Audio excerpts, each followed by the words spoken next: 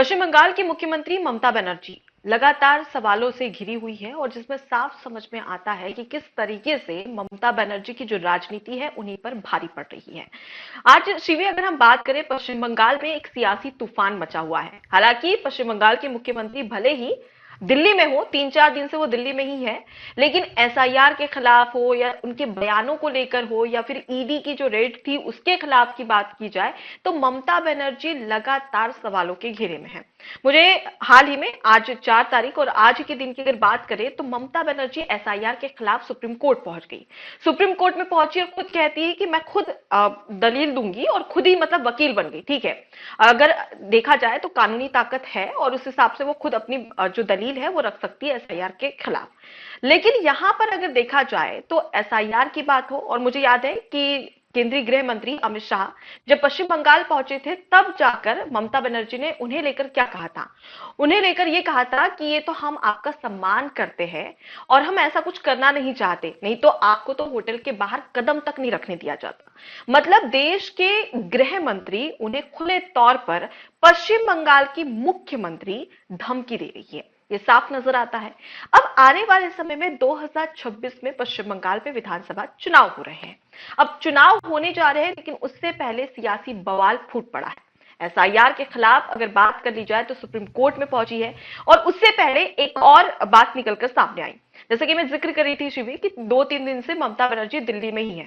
उनका एक बयान सामने आता है मीडिया के सामने और वो ये कहती है कि मैंने अब तक अपनी जो राजनीति है, दिल्ली से लेकर पूरे देश में जो राजनीति है वो मैं करते आई हूं, और इस दौरान मैंने कई सारे पद भी ग्रहण किए, लेकिन इसी बीच में आज तक मैंने राजनीतिक इतिहास में इतना बड़ा घमंडी कमिश्नर नहीं देखा। वो सीधे तौर पर चुनाव आयोग के जो मुख्य चुनाव आयुक्त हैं ज्ञानेश कुमार, उनको कह रही थी। आपको बता दें कि एसआईआर के खिलाफ अभी हाल ही में वो चुनाव आयोग के मुख्यालय पहुंची थी, जहां पर जो ममता बनर्जी के डेलीगेशन है उनके साथ में काले कपड़े पहनकर सभी ज्ञानेश कुमार से मिले, मुख्य चुनाव आयुक्त से। इस दौरान ममता बनर्जी एसआईआर को लेकर तमाम अपनी बातें रखती है, दलील रखती है, सब कुछ कहती है। जब ज्ञानेश कुमार बोलने के लिए लगते हैं, उसी दौरान ममता बनर्जी कहती बस हो गया। तो ज्ञानेश कुमार कहते हैं कि देखिए एसआईआर जो होगा वो तो कानून की प्रक्रिया के हिसाब से होगा, अगर मैंने आपको बोलने का समय दिया तो आप भी तो मेरी बात सुनिए।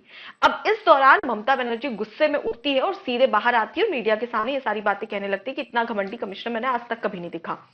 अब इस बीच में सवाल ये खड़ा होता है कि ममता बनर्जी क्या अपनी ही राजनीति में पिसती हुई नजर आ रही है, और आने वाले समय में जब 2026 का विधानसभा चुनाव पश्चिम बंगाल में होगा तो इन सब का क्या असर पड़ेगा।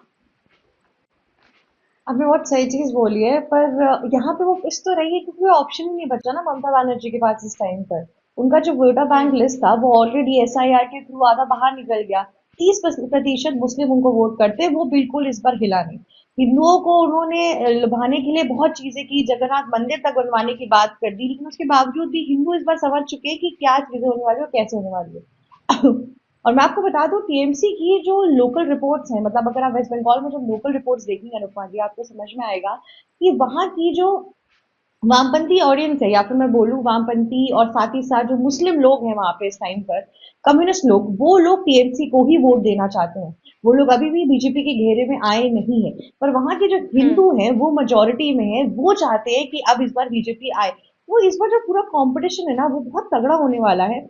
और ममता बनर्जी जिस तरीके से अपना वोटर बैंक लूज कर रही है वो दिख रहा है, तभी वो इतना तड़प रही है। एसआईआर के खिलाफ वो आज से नहीं है, वो बिहार इलेक्शन में जब एसआईआर आया था वो तभी से इसके खिलाफ थी, क्योंकि उनको पता था कि अगला इलेक्शन वेस्ट बंगाल में होगा और यहाँ पर बीजेपी लाएगी। और तब से लेकर आज तक सोचिए, अब राहुल गांधी भी एसआईआर के खिलाफ नहीं बोल रहे हैं, लेकिन ममता बनर्जी बोल रही है। इसका मतलब उनका बहुत बड़ा वोटर बैंक नीचे जाता हुआ दिख रहा है।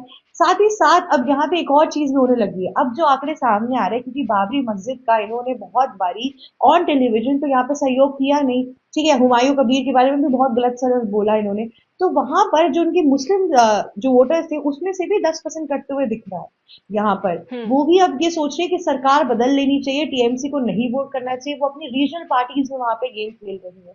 तो टीएमसी का क्या हो गया है ना कि टीएमसी साइडलाइन हो गई है। आधे लोग रीजनल पार्टीज की तरफ जा रहे हैं, आधे लोग क्या कर रहे हैं कि बीजेपी की तरफ जा रहे हैं। और जिस तरीके की वो धमकी देती जा रही है, मुझे अभी तक समझ नहीं आ रहा कि बीजेपी ने कुछ एक्ट क्यों नहीं किया इस पे, या फिर मैं बीजेपी हटा दीजिए, बीजेपी और सेंटर एक ही चीज हो गई इस टाइम पे। देखिए आप ये सारे ये आपके election commission of India, ED, ये सब फेडरल इंस्टीट्यूशन ऑफ इंडिया है। तो इसके खिलाफ आप जिस हम्म। तरीके से बात करें, इसका मतलब आप देश की जो कॉन्स्टिट्यूशन है उस पर सवाल उठा रही है, जो सिस्टमैटिक हमारी वर्किंग है उस पर सवाल उठा रही है। आप पार्टी पर भी ईडी ने छापा मारा था, वहां पर भी आराम से हो गया था, इस तरीके की गुंडेबाजी की सिचुएशन नहीं आई थी। लेकिन जिस तरीके से हम्म। ममता बनर्जी उस दिन अपने उस ऑफिस में पहुंची थी, वहां पे ईडी के लोगों को उन्होंने अपने गुंडों के वजह से थ्रेटन फील करवाया था कि जान पे हम्म। खतरा आ सकता है, ये हो सकता है। अपनी फाइल दिन दहाड़े सोचिए, अगर कोई चीफ मिनिस्टर अपनी फाइल लेके जा रहा है तो इसका मतलब उसके पास कुछ छुपाने के लिए है। और अगर स्टेट के पास कुछ ऐसी फाइल है जिसमें कुछ सामान रखा हुआ है, तो अगर वो सेंटर के पास चली भी गई तो उसमें उसमें सब बड़ी चीज क्या हो गई, उसमें कोई नई चीज हुई ना है, उसमें क्या क्या प्रॉब्लम है, मुझे समझ नहीं आई थी। और उन्होंने ये सब भी किया, बीजेपी ने तब भी कुछ नहीं बोला। अमित शाह को धमकी मिली जान की, तब भी कुछ नहीं बोला गया। अब क्या वेस्ट बंगाल के इलेक्शन के टाइम पे अमित शाह एक बार भी रैली करने नहीं आएंगे? क्या बीजेपी के लोग अब नहीं आएंगे? तो अब अगर वो आएंगे तो संभावनाएं है उनकी जान की खतरा होने की। तो इस पे भी कुछ नहीं किया गया। अब जब बात इलेक्शन कमीशन ऑफ इंडिया पर आ गई है, ये बहुत बड़ी चीज हो गई, इस पर भी बीजेपी कुछ नहीं कर रही है। बीजेपी को दरअसल ये लग रहा है कि वहां पर प्रेसिडेंशियल रूल सिर्फ इसलिए नहीं लगाया जा रहा है क्योंकि ममता बनर्जी ये सब कर ही रही है, इसलिए ताकि प्रेसिडेंशियल रूल लग जाए। अब वो लग जाएगा हम्म। तो वहां पे सिंपैथी आ जाएगी। अब इतने टाइम से ना बीजेपी को ये डर बैठ गया है कि टीएमसी को हराना बहुत मुश्किल है वेस्ट बंगाल के अंदर। इस बार उन्होंने बहुत कड़ी मेहनत से वहां पे फिर भी अगर आप समझ लीजिए बहुत हद तक अपनी ऑडियंस बना ली, अपने वोटर बैंक शामिल कर लिया है। थोड़ी सा पक्ष उनके तरफ आ रहा है। अब उनको लग रहा है कि एक प्रेसिडेंशियल रूल के चक्कर में कहीं ये इलेक्शन हाथ से ना निकल जाए, कहीं जो वो आंकड़ा 5-6% का था, जो गैप था पिछले लोकसभा इलेक्शन से लेके अभी तक का, वो चेंज ना हो जाए। हम्म। पर इससे भी यही समझ में आ रहा है कि एक तरफ से बीजेपी का भी आपको स्टैंड जो है वो क्लियर नहीं दिखेगा यहाँ पे। एक तरफ से इलेक्शन भी चाहिए, एक तरफ से वेस्ट बंगाल में इनको सुधार भी चाहिए। तो यहाँ पे ममता बनर्जी से ज्यादा हमें ये बात करनी चाहिए कि बीजेपी क्या सोच रही है ममता बनर्जी को लेके, एज अ सेंटर हम्म। इन सारी चीजों के ऊपर कोई स्टेप क्यों नहीं लिया जा रहा है? देखिए, जब ये खबर सामने आई थी ना, अगर हम ईडी के रेड की बात करें, उस दौरान ममता बनर्जी सीधे पहुंच जाती है और उसके बाद में वो कहती है कि भाई सीधे वो जो ग्रीन कलर की फाइल और कुछ डॉक्यूमेंट रहते हैं, हार्ड कॉपी सॉफ्ट कॉपी सभी वो अपने साथ में लेकर चले जाती है। उस दौरान वो खुले तौर पर हद तो तब कर देती है जब ईडी के ही खिलाफ जो अधिकारी है उन लोगों के ही खिलाफ वो सीधे पहुंच जाती है और एफआईआर भी हो जाता है। सुप्रीम ये हाई कोर्ट तक मामला पहुंच जाता है, हाई कोर्ट में याचिका तक दायर कर दी जाती है। अब इस बीच में तमाम जो अगर हम देखें रूल्स रेगुलेशन को, कानून व्यवस्था को, तो उस दौरान ये कहा जा रहा था कि ममता बनर्जी के खिलाफ राष्ट्रपति शासन पश्चिम बंगाल में लगाया जा सकता है। लेकिन सवाल ये कि केंद्र में होने के नाते बीजेपी इस पर एक्शन क्यों नहीं ले रही, क्योंकि अगर एक बार होता, दो बार होता तो समझ में आता, लेकिन ममता बनर्जी बार बार यही चीजें कर रही है। तो इसके पीछे मुझे ऐसा लगता है कि अभी चुनाव करीब नहीं आए हैं। जैसे जैसे चुनाव करीब आते हैं वैसे वैसे एक्टिविटीज बहुत ज्यादा हो जाती है, अगर पॉलिटिकल एक्टिविटीज की हम बात करें तो। लेकिन यहाँ पर सवाल ये भी है कि आखिर बीजेपी इतनी खामोश क्यों बैठी है, क्योंकि ममता बनर्जी लगातार इस तरीके की चीजें कर रही है। अब अगर हम बात करें तो ममता बनर्जी ने एक और बड़ी बात कही थी, जब वो ग्रीन फाइल लेकर जाती है तो हर कोई ये पूछ रहा था कि आखिर ग्रीन फाइल में ऐसा क्या है कि वो सीधे अगर किसी को भेजती तो समझ में आता कोई टीएमसी का नेता जाता या फिर पश्चिम बंगाल में सरकार में अगर कोई कर्मचारी अधिकारी है वो जाता फाइल लेकर आता तो बात समझ में आती। खुद पश्चिम बंगाल की मुख्यमंत्री पहुंच जाती है और वो फाइल लेकर आ जाती है। और सबसे बड़ी बात, इस दौरान वो सीधे तौर पर क्या कहती है कि केंद्रीय गृह मंत्री अमित शाह की एक पेन ड्राइव है जो उनके पास में है, अगर आगे भी इसी तरीके की चीजें हुई तो वो लोगों के सामने वो बातों को रख देगी, वो पेन ड्राइव जो है वो जनता के सामने पेश कर देगी। सवाल ये कि उस पेन ड्राइव में है ऐसा क्या, इसके बाद बार बार ममता बनर्जी धमकी दे रही है। पहले केंद्रीय गृह मंत्री अमित शाह को ये कहती है कि भाई तुम होटल से बाहर, ये हम आपका सम्मान करते हैं इसलिए आप आराम से पश्चिम बंगाल में है, नहीं तो हम आपको होटल के बाहर एक कदम तक नहीं रखने देते, पहली चीज। दूसरी चीज, वो पेन ड्राइव को लेकर धमकी दे रही है केंद्रीय गृह मंत्री अमित शाह को। तो इस दौरान ये खामोशी क्यों है? क्या यहाँ पर इंतजार किया जा रहा है? मुझे ऐसा लगता है कि इंतजार ही किया जा रहा है, क्योंकि पश्चिम बंगाल में जैसे जैसे चुनाव करीब आएगा उसके बाद ये हम्म। तमाम जो सवाल अभी हम जिस पर चर्चा कर रहे हैं ये सवाल एक बार फिर से उठेंगे। फिर उसके बाद में समझ में आएगा कि क्या सही है क्या गलत है, और जो पेनड्राइव की बात कर रहे हैं यहाँ पर पश्चिम बंगाल की मुख्यमंत्री ममता बनर्जी, उसमें आखिर सच में कुछ है भी, या फिर ये सिर्फ हवा हवाई बातें हैं ताकि डराया धमकाया जा सके या फिर एक माहौल बनाया जा सके। अब दूसरी चीज, जैसे कि हम बात करें पश्चिम बंगाल में, तो पश्चिम बंगाल में एसआईआर के खिलाफ ममता बनर्जी लगातार सवाल खड़े कर रही है। साफ तौर पर ममता बनर्जी का तो एक बयान भी सामने आया था कि भाई ये तो एसआईआर बहुत खतरनाक है और इसे रोक दिया जाना चाहिए। उसके बाद में वो तमाम दलीलें लेकर सुप्रीम कोर्ट पहुंच गई है। सुप्रीम कोर्ट में साफ तौर पर कह रही है कि भाई एसआईआर को रोक दिया जाना चाहिए। एसआईआर को क्यों रोका जाना चाहिए? क्योंकि ये प्रोसेस तो पुरानी है, बहुत समय से चली आ रही है। और उस दौरान एग्जैक्टली। अगर अभी एसआईआर हो रहा है, तो इस दौरान अगर हम बात करें अखिलेश यादव की, तो उत्तर प्रदेश में भी एसआईआर की प्रक्रिया हो रही थी। इस दौरान अखिलेश यादव खुद सामने आए थे और ये कहा था कि कहीं भी कोई भी गलती हो तो हमें बताए, हमें संपर्क करें। और खुद एसआईआर जहां जहां पर हो रहा था खुद जा रहे थे, चेक कर रहे थे कुछ गड़बड़ी तो नहीं है, कुछ अगर सही है तो वो चीजें ठीक है, लेकिन कुछ गड़बड़ी है तो उसकी शिकायतें भी हम तक लाई जाए, ताकि हम इसमें आगे कार्रवाई कर सके या काम कर सके, जो भी बातें हैं। तो एक तरफ एसआईआर को लेकर जो अखिलेश यादव है खुद धरातल पर उतरे हुए थे, लेकिन दूसरी तरफ ममता बनर्जी साफ तौर पर कह रही है कि पश्चिम बंगाल में एसआईआर तो होना ही नहीं चाहिए। आखिर किस बात का डर है? डर यहां पर है वोट बैंक का। वोट बैंक का इस तरीके से डर है कि क्योंकि एसआईआर के तहत हमने कई तस्वीरें देखी जहां पर जो अवैध घुसपैठिए थे पश्चिम बंगाल से जो आए थे, वो सभी अपना बोरिया बिस्तर लेकर वापस जा रहे हैं। वो खुद ये ऑन कैमरा स्वीकार कर रहे हैं कि भाई हम 1 साल पहले या 5 साल पहले पश्चिम बंगाल में आए थे, लेकिन अब एसआईआर के डर की वजह से हम वापस अपने देश जा रहे हैं। लेकिन यहां पर ममता बनर्जी को यही बात अखर रही है, क्योंकि पिछली बार जब चुनाव हुआ था तो बीजेपी और टीएमसी के वोट प्रतिशत में अंतर सिर्फ 6.5% का था। लेकिन अब एसआईआर के बाद में ममता बनर्जी को यह लग रहा है कि ये जो वोटिंग परसेंटेज का अंतर जो है वो भी खत्म हो जाएगा। ऐसे में वो उनकी जो सत्ता है उनके हाथ से जा सकती है, और इसी के चलते वो लगातार जितने भी प्रपंच है, जितने भी हथकंडे सभी अपना रही, चाहे उसके लिए हाईकोर्ट का दरवाजा खटखटाना पड़े, खुद वकील बनना पड़े, या फिर सुप्रीम कोर्ट तक पहुंचना पड़े, या फिर नहीं, मीडिया यहाँ के पे डर भी सामने है ना तमाम ममता दलील पेश बनर्जी करना को। पड़े।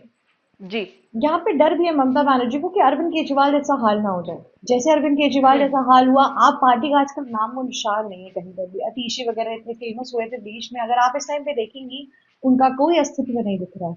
बस एक पंजाब में हम्म। आपकी सरकार है, वहां पर भी अगर वहां से भी हट गई, जो कि बहुत चांसेस है क्योंकि पंजाब के क्राइम रेट इन सब में कोई सुधार आज तक नहीं आया है, तो बहुत चांसेस है कि वहां पे फिर से बीजेपी और कांग्रेस अपना पूरा का पूरा टारगेट लगाना शुरू कर देगी।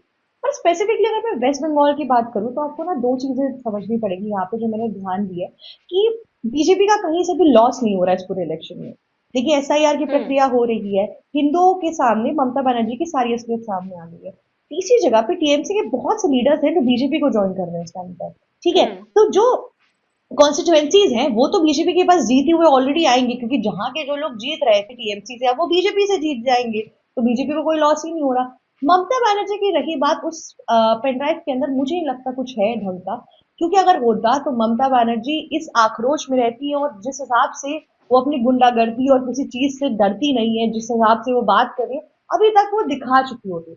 ऐसा कुछ भी नहीं है जो उन्हें रोक के रख रहा है, और अगर वो ऐसा कुछ अमित शाह के खिलाफ होता तो वेस्ट बंगाल की अभी जनता बीजेपी के पास गई नहीं है, वो टीएमसी के पास ही है। अगर वो कुछ चीजें हम्म। सामने आती तो फिर से जो इंक्लाइनेशन है वो वापस से ममता बनर्जी के पास आ जाता। लेकिन ये सब ना गुमराह करने की छोटी छोटी क्लास 8th में ये जो हरकतें करते थे ना बच्चे, वैसी हरकतें है ममता बनर्जी, क्योंकि उनकी पॉलिटिकल स्ट्रैटेजी तो बिल्कुल खराब हो गई है। बताइए, वो इंसान 15 साल से कहीं राज कर रहा है और आज तक एक मंदिर नहीं बनाया गया वहां पे। मतलब एक टाइम पे कोलकाता को सोने की चिड़िया बोला जाते थे। अंग्रेज जब आए थे तो सबसे पहले यही सोच रहे थे कि पहले अगर कोलकाता को, अगर हमने पूरे वेस्ट बंगाल को अगर हासिल कर लिया तो पूरी इंडिया को हासिल कर लेंगे। और वहां पे आज एक इंडस्ट्री नहीं बची हुई है, लोग माइग्रेट हो रहे हैं, बंगाली इतने ज्यादा वहां रह ही नहीं रहे हैं, यूथ पॉपुलेशन नीचे जाती जा रही है। तो इन सब चीजों के चक्कर में लोग त्रस्त हो चुके हैं। यहाँ बात कहीं पर भी हिंदू और मुसलमान की अब रही नहीं गई है वेस्ट बंगाल के अंदर।